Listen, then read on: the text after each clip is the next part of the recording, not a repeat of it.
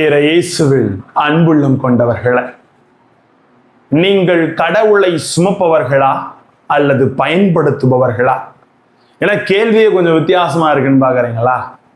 உங்கள் அனைவருக்கும் மகிழ்வோடு தமிழர் திருநாள் பொங்கல் திருநாளை மகிழ்வோடு தெரிவித்துக் கொள்ளுகிறோம். தை 1 பிறந்திருக்கிறது.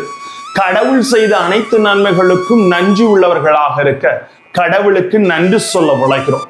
ஆனால் இன்றைய வார்த்தையோடு நமது வாழ்வை ஒப்பிட்டு பார்க்கிற பொழுது நாம் கடவுளை சுமப்பவர்களா அல்லது பயன்படுத்துபவர்களா என்ற ஒரு கேள்வியின் முறையின்றி நம்மை சிந்திக்க அழைக்கிறது. வார்த்தையோடு கடந்து சிந்திக்கலாம் வாங்க.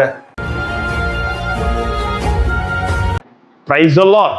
இயேசுவுக்கே புகழ், இயேசுவுக்கே நன்றி. இறைவனின் அருட்கரமும் அருளாசிரும் உங்களோடு உங்கள் குடும்பத்தோடு நிறைவாக தங்கிட உங்களை நான் வாழ்த்துகிறேன். அன்பில் இனியவர்களை, மகிழ்வோடு தை முதல் நாள் நன்றி உணர்வோடு உங்கள் அனைவருக்கும் பொங்கல் திருநாள் நல்வாழ்த்துக்களை தெரிவித்துக் கொள்ளுகிறேன். அன்பில் இனியவர்களை, இறைவன் செய்த ஒவ்வொரு நன்மைகளுக்கும் நன்றி சொல்லும் விதமாக புது பானையிட்டு புது அடுப்பு வைத்து புது பானை வைத்து அதில் அழகாக புதிய நெல்லை இடித்து அதில் உருவாகிய அந்த நெற்மணிகளிலிருந்து உருவாகிய அரிசியினை போட்டு அழகாக பொங்க வைத்து இதோ சூரியனுக்கும் இதோ இந்த உலகத்தில் இருக்கிற அனைத்து செயல்களுக்கும் நன்றி உணர்வோடு நன்றி சொல்லுகிற ஒரு அற்புதமான விழா இந்த பொங்கல் விழா என்று சொல்லுவார்கள். ஆனால் இன்றைய முதல் வாசகத்திலே கடவுள் நம்மோடு இருக்கிறார் என்ற ஒரு பெருமிதத்திலே கடவுளை சுமந்து வந்தார்கள்.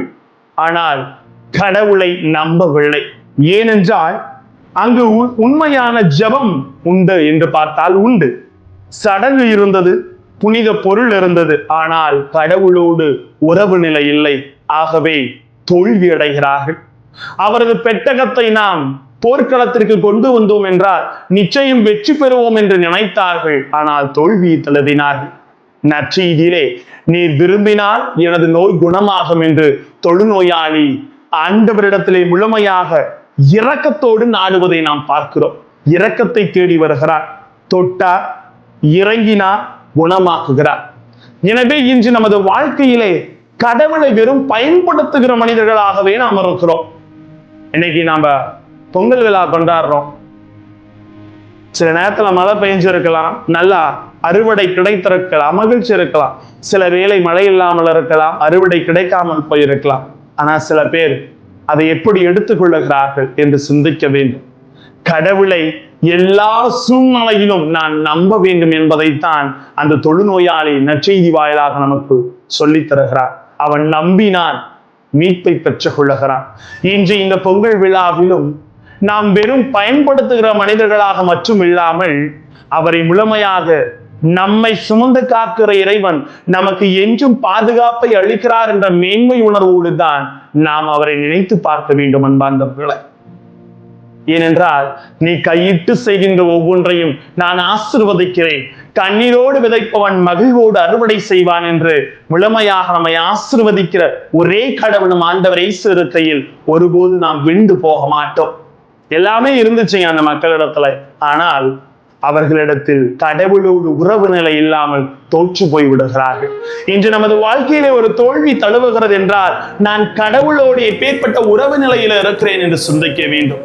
நீர் விரும்பினார் எனது நோய் நலமாகும் என்று உறவு நிலையை இயேசுவோடு தொழுநோயாளி புதுப்பித்துக் கொண்டு ஆசிரை பெற்றது போல இந்த நல்ல நாளிலே தை 1 மகிழ்வான இந்த நாளிலே இறைவனை புகழ்வதோடு மட்டுமில்லாமல் உறவு நிலைகளை மேன்மைப்படுத்தி இறைவன் எல்லா சூழ்நிலையிலும் என்னோடு இருக்கிறார், எனது நன்றிப்பன் பாடல் என்னாலும் அவரை துதித்துக் கொண்டிருக்கும் என்ற மேன்மையிலே மகிழ்வோடு நாம் இவ்விழாவை கொண்டாடுவோம்.